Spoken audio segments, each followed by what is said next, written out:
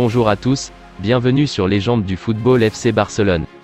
Après avoir été libéré par Chelsea jeudi, Marcos Alonso a vu contrat d'1 an plus une saison en option au Barça enfin homologué. L'international espagnol est déjà inscrit en Liga. Son arrivée ne faisait aucun doute. Sur son compte Twitter, le Barça ne se privait pas ce jeudi pour diffuser des images de Marcos Alonso à l'entraînement des Blaugrana. La signature de l'arrière-gauche espagnol de 31 ans n'était pourtant pas encore officiellement annoncée. Si le marché des transferts a fermé ses portes jeudi soir, Marcos Alonso a bien signé son contrat avec le Barça, après avoir été libéré par Chelsea. Une opération qui entre dans le deal entre les deux clubs avec le transfert de Pierre-Emerick Aubameyang chez les Blues contre 12 millions d'euros.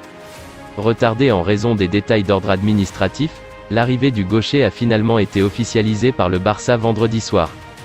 Chelsea avait déjà annoncé le départ de son joueur après 6 saisons passées au club.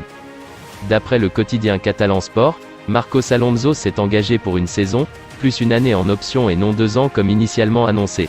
Sur le site du championnat, il est d'ailleurs déjà inscrit. Il a déjà joué en Liga, 1 minute.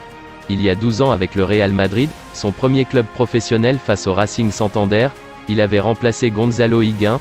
L'Espagnol a ensuite joué à Bolton, la Fiorentina, Sunderland et donc Chelsea. Le FC Barcelone et Marcos Alonso ont trouvé un accord afin que le joueur rejoigne le club catalan. Le défenseur a résilié son contrat avec Chelsea.